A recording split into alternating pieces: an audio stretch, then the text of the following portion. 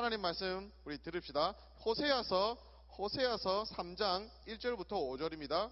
호세아서 말씀을 가지고 오늘 은혜를 좀 나누겠습니다.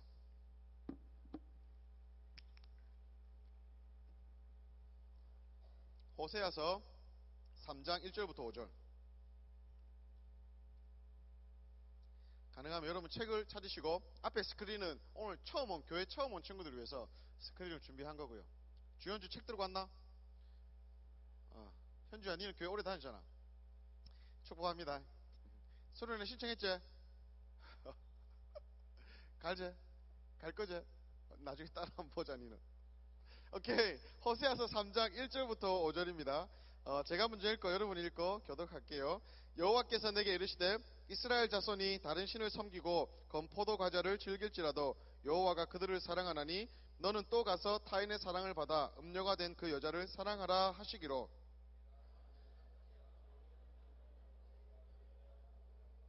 그에게 이르기를 너는 많은 날 동안 나와 함께 지내고 음행하지 말며 다른 남자를 따르지도 말라. 나도 내게 그리하리라 하였노라.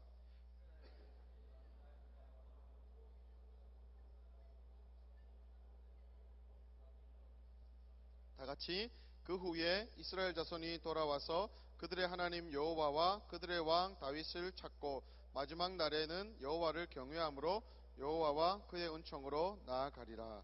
아멘. 그럼 오늘 호세아서 말씀을 가지고 여러분하고 은혜를 나누고자 합니다. 호세아서의 그 주변 상황과 지금 호세아 선지자가 있는 이스라엘 백성들의 여러 상황들을 여러분이 이해하면 오늘 말씀을 이해하는데 더 좋을 것 같아요. 호세아서는 그때 이스라엘이 북이스라엘과 남유다로 마치 남한과 북한이 나뉘었던 것처럼 지금 이스라엘이 남과 북으로 나눠져 있는 이 상황 가운데서 예언했던 선지자예요.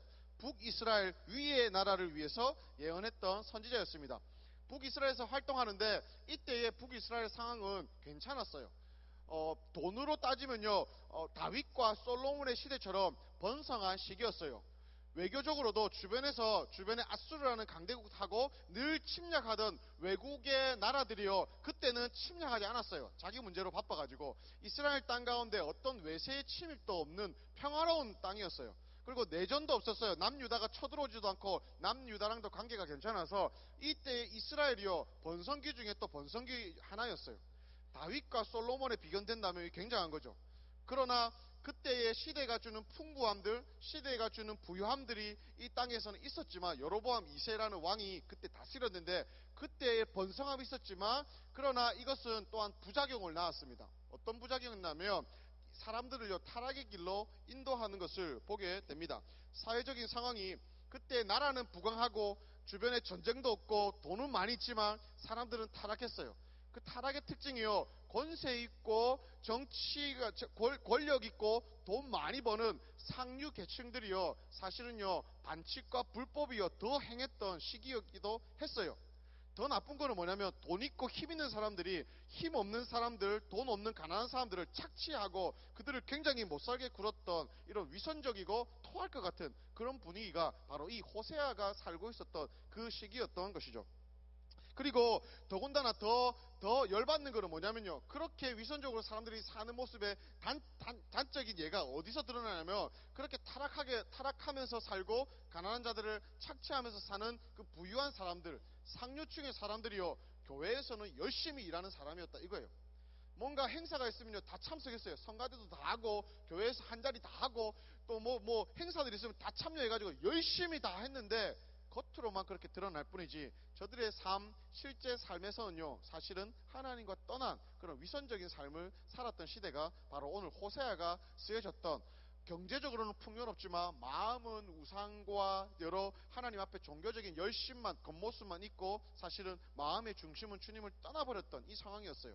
더군다나 이때는요, 우상도 팽배해가지고 이스라엘 사람들이요, 하나님은 옛날 조상들이 섬기던 하나님 정도로만 믿고, 뭐 전통적으로 믿으니까 교회도 나가요, 종교 행사도 다 해요, 열심히 해요, 나쁜 일 다 하고 불의한 일 다 하고 가난한 이들 착취하고 나쁜 일 다 하지만 교회 딱 가면 교회도 열심히 해요, 잘해요.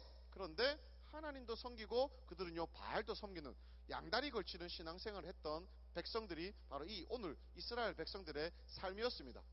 옛날에 조상들의 하나님이 이스라엘의 하나님이라고 전통적으로 그 하나님은 믿었어요.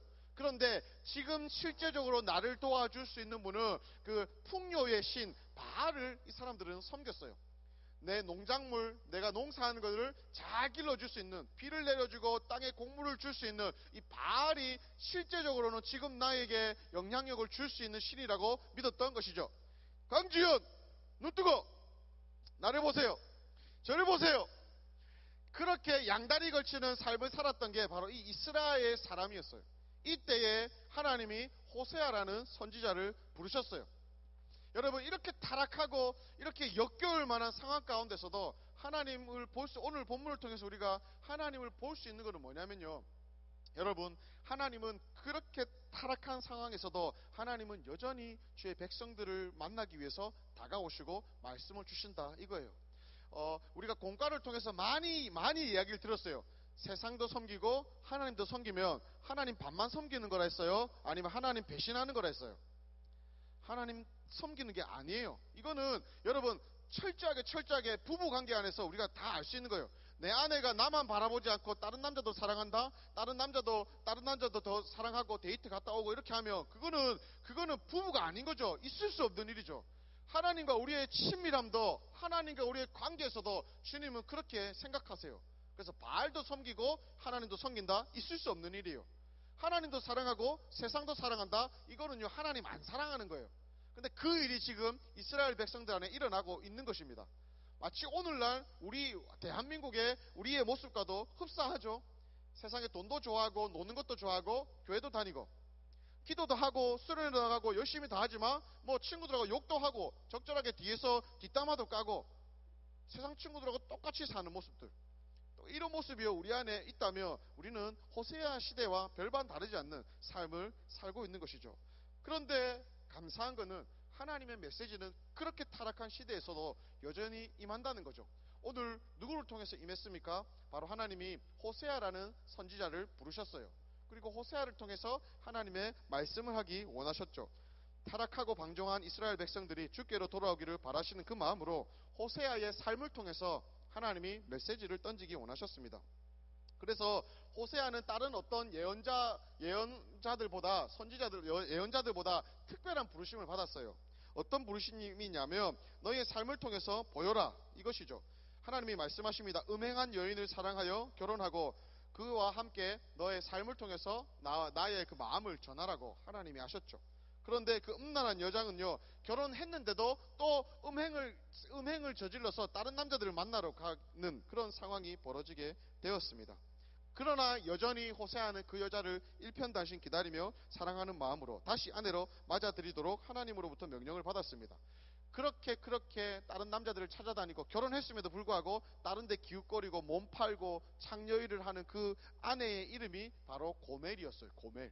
오늘 이 고멜이라는 사람이요, 바로 이스라엘을 대견해서 이스라엘의 삶의 모습을 하나님이 고멜을 통해서 보여주는 거죠. 여전히 고멜을 사랑하는 그 호세아의 모습을 통해서 여전히 이스라엘을 포기하지 않는 하나님의 모습을 오늘 보여주게 되는 것이죠. 호세아는요, 그래서 그 고멜과 함께 결혼을 했습니다. 고멜은 결혼하기 전부터 몸을 파는 창녀였습니다. 이 사실을 알면서도 호세아는 그를 사랑하여서 결혼했죠. 단지 하나님 명령 때문에 억지로 한 게 아니라 하나님이 그를 긍휼히 여기며 불쌍히 여기는 마음을 호세아에게 주었기 때문에 선지자는 그 사랑을 할 수 있었죠. 조건 없이 창녀로 몸을 팔던 그 여인을요, 아내로 맞아들였어요. 그런데 첫째 아이는요, 호세아와의 사이에서 아이가 태어났어요. 그런데 둘째 아이, 셋째 아이까지 있었는데 둘째와 셋째는요, 호세아와의 관계 안에서 태어난 아이들이 아니었어요. 밖에 딴 데 가가지고 다른 남자랑 자고 다른 남자랑 놀아나고 이렇게 해가지고 둘째 아이, 셋째 아이는요, 호세아의 아이들이 아니었어요. 여러분, 기가 막힌 일이죠. 아내를 맞이했는데 둘째 아이, 셋째 아이는 아빠가 누구지도 몰라요. 내 아이는 분명히 아니에요. 그런데 아내는 딴 남자랑 놀아나고 창녀 일을 여전히 하고 밖에서 결혼했는데도 불구하고 조건 없이 사랑해서 데려왔는데도 불구하고 가출해가지고 그렇게 지내는 것을 보게 됩니다. 호세아는 그런 기가 막힌 상황 가운데서 여전히 고멜을 사랑하고 있었습니다. 한때의 외도만으로 그냥 끝난 게 아니었어요. 이제는 고멜이요, 아예 가출해버렸어요.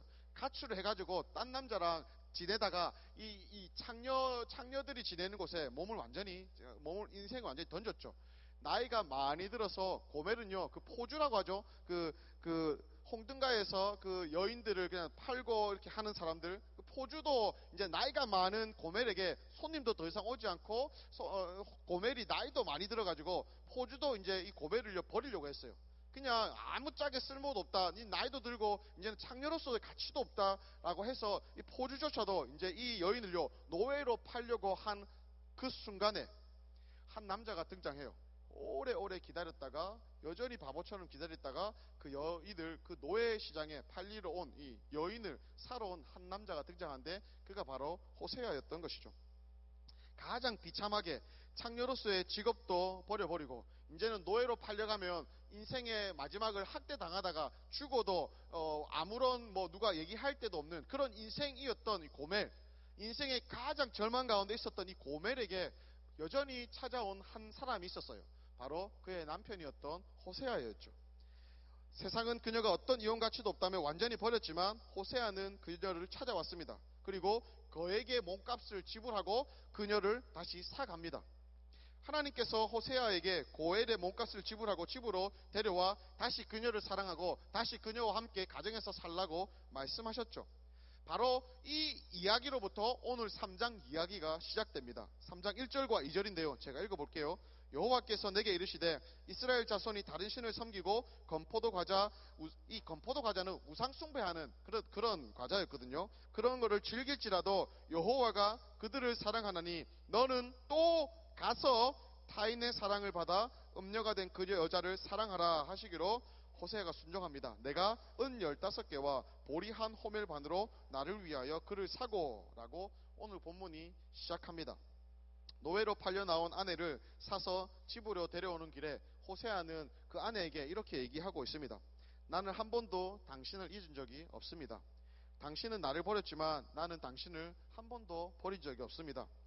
당신을 버리고 100번 더 버려도 아무도 나에게 뭐라 하지 않지만 당신은 늘 나를 떠나고 남의 남자랑 어울려서 자다가 자식들을 나에게 주고 내 속이 너무 상하지만 그렇게 해서 내가 당신을 포기하기에는 저는 당신을 너무너무 사랑합니다.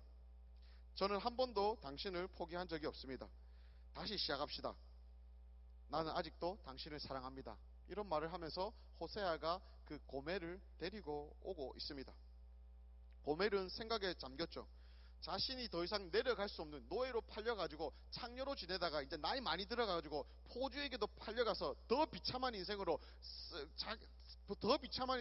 살아갈 수 있었는데 그때에 호세아가 데려와가지고 조건 없이 나가 여전히 너를 사랑한다고, 다시 시작하자고, 내가 너를 포기하기에는 내가 너를 너무 사랑한다고 이렇게 찾아왔던 호세아의 그 절절한 외침이 고멜에게 읽혀지기 시작합니다.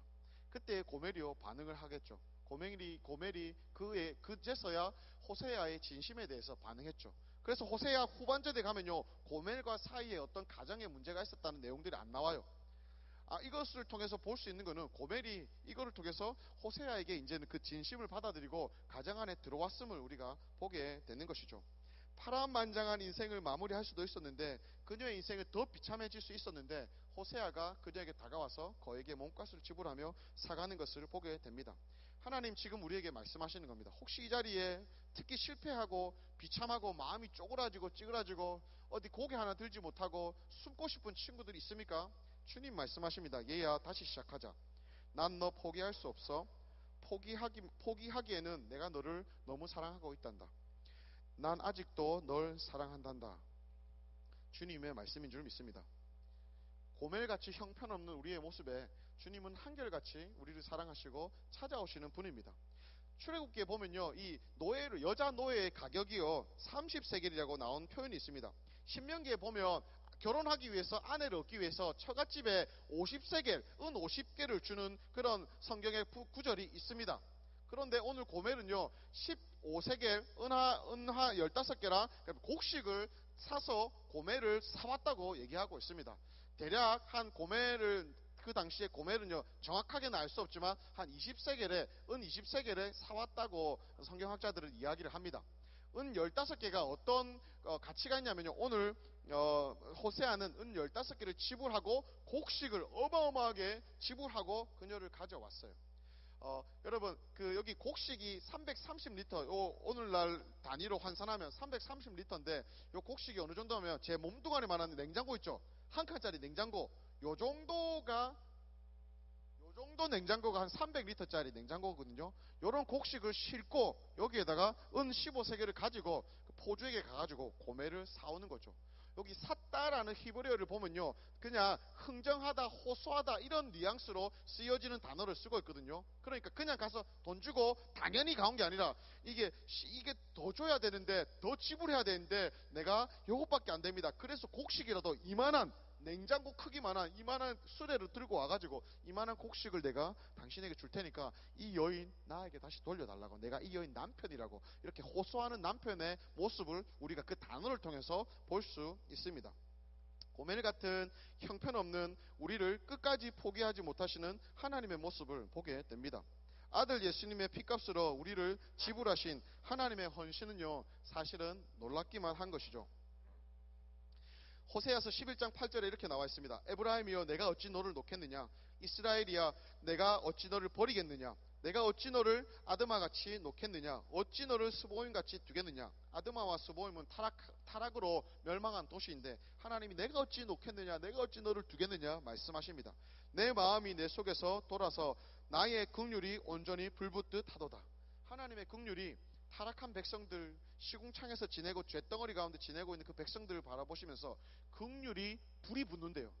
긍휼이 불이 붙듯이 하나님의 마음이요, 이 영혼들을 향해서, 이 타락한 이스라엘 백성들을 향해서, 그 창녀처럼 살고 있는 그 아내를 향해서 하나님의 마음이 불붙듯이 불쌍히 여기는 마음과 긍휼히 여기는 마음이 일어나는 것을 우리가 오늘 성경을 통해서 볼 수 있습니다.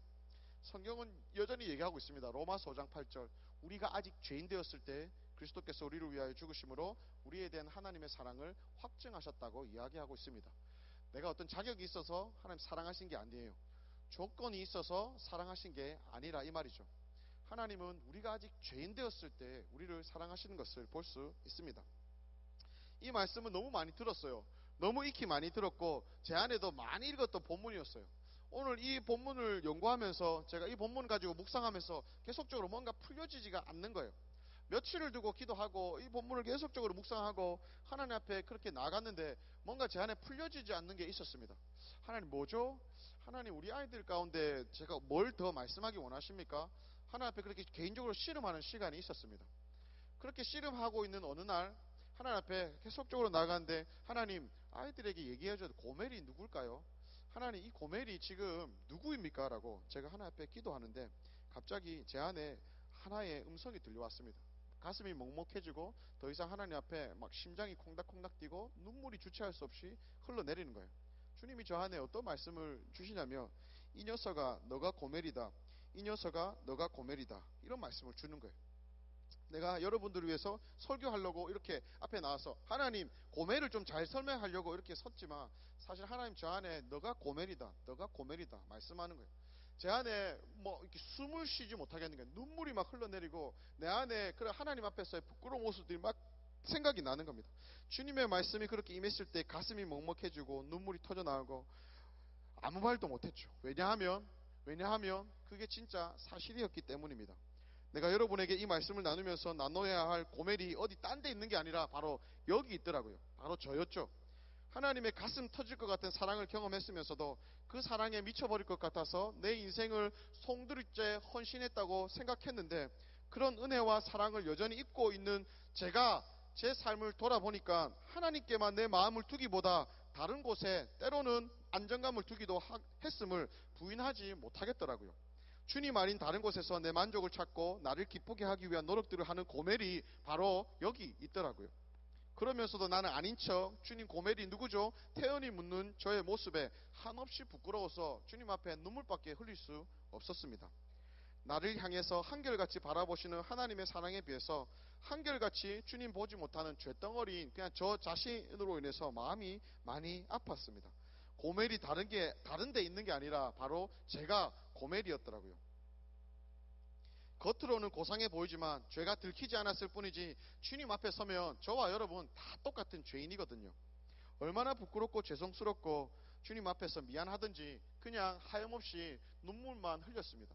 설교를 준비하면서 저 자신을 더 많이 돌아보게 되었습니다. 어떨 때는요, 여러분 솔직하게 설교할 때 하나님 주시는 마음이 넘쳐나가지고 제 안에 맞게 막 기쁨이 넘치기도 하고 아픈 마음, 주님 주시는 마음이 충만해서 여러분 막 설교를 하면 주님의 마음이 그냥 내 안에 절절하게 느껴져서 막 이렇게 터져 나올 때가 있습니다. 그런데 어떨 때는요, 설교하러 올라오기조차도 힘들 때가 있습니다. 나의 죄성으로 인해서 하나님 앞에 부끄러워서 주님 내가 이런 모습으로도 어떻게 내가 설교할 수 있죠? 내가 이 정도밖에 안 되는데 내가 하나님 이 말씀 나눌 수 있을까요? 내 스스로 내가 잘 알잖아요. 그래서 하나님 앞에 부끄러울 때가 있어요. 늘 그럴 때면 주님이요, 너 자격으로 하는 거 아니다. 내가 너를 부른 거 아니냐. 너 자격으로 하는 거 아니다. 주님이 등 두드려 주시고, 그래서 올라오면 또 여전히 내 모습으로 내 자격으로 하는 게 아니라 주님이 하시는 것을 보면서 제 안에 한없이 낮아지는 저의 모습을 더 보게 되는 것이죠. 여러분, 우리는 자격이 없습니다. 저와 여러분은 사실 하나님의 사랑을 받을 자격도 없습니다. 그가 부르신 일을 감당할 자격도 솔직하게 우리는 없습니다. 만약 저와 여러분들의 생각을 비디오로 찍어 본다면 낯뜨거워서 못 볼 정도로 욕심 많고 음란하고 탐욕스럽고 이기적이고 위선적이고 열등감에 쩔어가지고 비교의식과 우울감에 두려움에 사로잡힌 모습들이 필름처럼 쫙 지나갈 것입니다. 그렇지 않을까요? 죄가 들키지 않았을 뿐이지 거룩하신 주님 앞에 저와 여러분은요 다 고멜 같은 존재들입니다. 그런데 오늘 성경은 무엇을 말씀하십니까? 우리가 붙들 수 있는 유일한 소망이 뭐라고 얘기하십니까? 바보 같으신 그 하나님이 진짜 바보같이 속도 없이 쓴 우리 하나님이 그런 우리를 그냥 안아주신답니다. 더럽다 하지 않으십니다. 괜찮아. 너가 아무리 더러워도, 너가 아무리 죄 범벅이 되어 있어도 너를 향한 내 사랑은 그것보다 커. 주님 그렇게 말씀하십니다. 뒤돌아서지 말고 내게 오라고. 나는 너를 절대로 포기하지 않는다고 주님이 말씀하십니다. 그 어떤 죄인도 하나님 아버지는 아들 예수 그리스도의 피값으로 우리를 사셨습니다. 호세아가 음란하게 가출한 여인 포주한테도 버림받은 그 고멜을 은 15세겔과 곡식으로 사왔던 것처럼 하나님은 대가를 지불하고 저와 여러분을 사셨습니다. 그런데 그 대가는 하나님 입장에서는 어마어마한 대가였죠. 아들 예수님의 피값을 요구하는 대가였습니다. 그런데 하나님은 그렇게 하셨습니다. 왜냐고요? 우리의 더러움, 아픔, 상처, 지옥 같은 삶에 생명을 주고 사랑을 느끼게 하기 위해서 일방적으로 찾아오셨습니다. 그리고 너의 삶 이제 내가 구해도 되겠니? 내가 함께하마 하시며 찾아오시고 도와주시고 함께 사십니다. 그게 복음입니다. 어떤 죄인도 하나님께서 사랑으로 받아주시고 용서해 주신다는 사실, 그게 바로 아버지의 사랑이 담긴 복음인 줄 믿습니다. 아멘. 여러분, 하나님은요 우리를 있는 모습 그대로 안아주십니다. 저한테 아들 녀석이 한 명 있어요. 이 아들이요 요즘에 코감기에 걸려가지고 누런 콧물을 막 흘리고 있습니다. 이제 조금 자라니까요 코에서 냄새도 나고 코에서 이제 조금 이렇게 좀 더럽기도 해요. 그런데 잘 때 코로 숨을 못 쉬니까 잠에서 막 울기도 하고 막 이렇게 밤잠을 설치고 숨 쉬지 못하는 이걸 보니까요 너무 안쓰러운 거예요. 그래서 제가 얘가 자라면서 누런 코가 나오고 콧물이 나오면 어떻게 했냐면 빨아줬어요. 기계로 빨면 혹시나 코 다칠 수도 있으니까 그냥 제가, 물론 먹진 않았죠. 먹으면 안 되죠. 빨아가지고 내가 그냥 뱉었어요.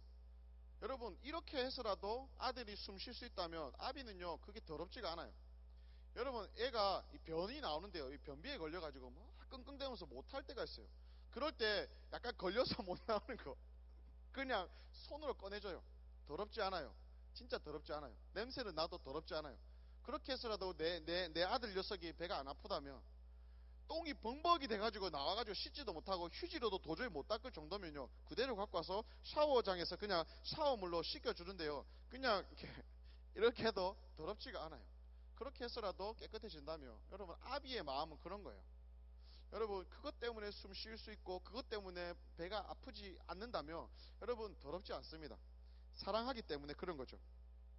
인간의 몸을 입으신 예수님의 사랑, 인간을 구하기 위해서 인간이 되신 예수님, 죄는 내가 다 지었는데 벌은 예수님이 다 받으셨다는 이 사실, 하나님의 사랑이 묻어나는 그 복음입니다. 예수 잘 믿는다고 스스로 생각하는 친구들, 나 좀 괜찮다고 생각하는 친구들, 고등부 리더들, 학교 기도장 친구들, 섬김 및 찬양팀 모든 친구들, 고멜이 어디 다른 데 있는 게 아닙니다. 바로 저와 여러분이 고멜인 것이죠. 자세히 들여다보면 우리는 하나님께 전부를 드리지 못하고 있는 것을 보게 됩니다. 하나님께 전심을 다해 마음을 주지도 않는 것을 여러분 보게 됩니다. 그런데 하나님은 그런 우리를, 부끄러운 우리를 여전히 한결같이 변함없이 기다리시고 사랑하시고 대가를 지불하시면서 다가오셨음을 믿습니다. 오늘 그 사랑에 우리가 반응할 것은 단 하나입니다. 주님, 오늘도 우리밖에 모르시는 주님 앞에, 우리 이현우 목사님 자주 표현하는데 진짜 그 말이 맞더라고요. 우리밖에 모르시는 그 주님 앞에 여러분, 나와 주님 자신을 위한 우리의 삶 그 어떤 거에는, 주님을 위해 드리는 그거 어떤 거에는 내가 곁눈질 하지 않겠습니다. 주님 밖에는 나도 곁눈질 하지 않겠습니다. 이런 마음의 결단이 우리에게 필요합니다. 안정감을 두지 않고, 주님 아닌 다른 것에 내 안정감을 두지 않고, 기쁨을 두지 않고, 그렇게 일편단심 나도 주님만 바라보며 살겠습니다. 이 결단이 우리 안에 필요한 것이죠. 예수님만 기준 삼으며 예수님처럼 살아가는 게 우리에게 필요한 것이죠. 그래서 사랑하는 우리 고등부 친구들, 수련회 갑시다. 수련회 진짜 갑시다. 이 사랑에 한번 푹 담기고 내 인생이 완전히 새롭게 말씀 안에서 여러분이 뒤집어질 수 있는 시간이요, 사실은요 이 수련회 밖에 없는 것을 보게 됩니다. 내 인생을 향한 하나님의 사랑과 마음을 경험하는 곳, 여러분 수련회, 고등부 여러분 수련회 여러분 갑시다. 내 인생을 향한 여러분 주님과 더 비교할 수 없는, 이때까지 경험하지 못한 그 은혜, 에이 뭐 똑같겠지, 아니에요. 여러분 날마다 새로워질 겁니다. 여러분 이번 수련회 가운데 하나님이 여러분을 만나 주실 겁니다. 학교 보충 빠지는 게 아깝지 않을 만큼 내 삶의 의미를 발견하는 곳, 여러분 수련회. 더불어서 평생에 함께 갈 수 있는 믿음의 동력자, 기도의 동력자를 만날 수 있는 수련회, 여러분 모두 다 갔으면 좋겠습니다. 그 어떤 시간보다도 하나님을 알아가고 만나가는 은혜를 받는 시간에 여러분 최우선을 둔다면 주님 앞에 새로운 삶이 열리는 줄 믿습니다. 고3일수록 더 갔으면 좋겠어요.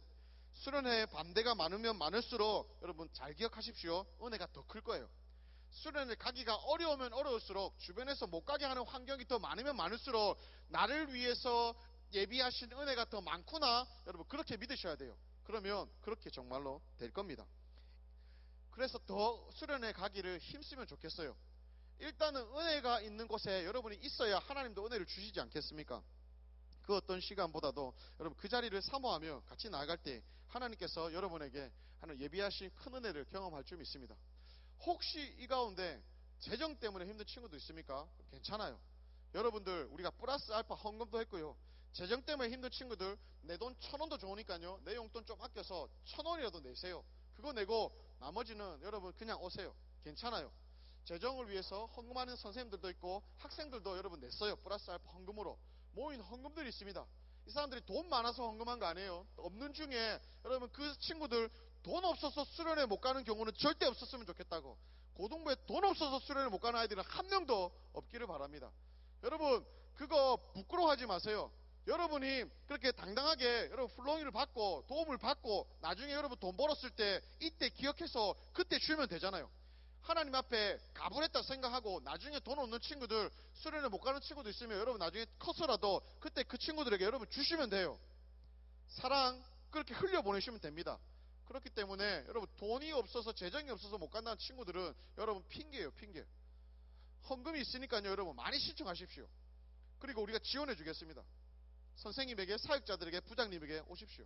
나중에 여러분 잘 커서 여러분 또 누군가에게 흘려보내 주십시오. 그때 갚으시면 됩니다. 재정 때문에 어려워서 못 가는 일이 없었으면 좋겠습니다. 여러분 특히 오늘 이 고멜처럼 내 스스로 비참하게 여기는 친구들 있습니까? 제가 몇 친구 오늘 설교 준비하면서 몇 친구 생각나는 아이들도 있었어요. 개인 프라이버시기 때문에 얘기는 못하겠지만 너무너무 비참해서 어디 하나 하소연하지도 못하는 그 삶의 응어리를 가지고 있는 친구들이 있습니다. 이 자리에 있습니다. 여러분 그 친구들 있습니까? 잘 기억하십시오. 절망, 포기, 내 스스로도 나가 비참해서 숨고 싶을 때가 있습니까? 그런 인생이 너무 괴로워서 포기하고 싶은 친구들 있습니까? 여러분 기억하십시오. 기억하십시오. 절대로 속지 마십시오. 하나님은 얘야 다시 시작하자. 얘야 난 너를 포기할 수 없어. 얘야 너를 포기하기엔 내가 너를 너무 사랑한단다. 그리고 다시 사랑 가운데 거했으면 좋겠다. 하나님이 오늘 본문을 통해서 우리에게 말씀하시는 한마디입니다. 하나님의 사랑은 여전히 한결같이 한순간도 변함없이 저와 여러분을 향하고 있는 줄 믿습니다. 언제든 그분께 고개만이라도 드십시오. 도와달라고라도 하십시오. 이 사랑의 하나님, 오늘 우리 수련회와 오늘 우리 예배 가운데 함께 하신 줄 믿습니다.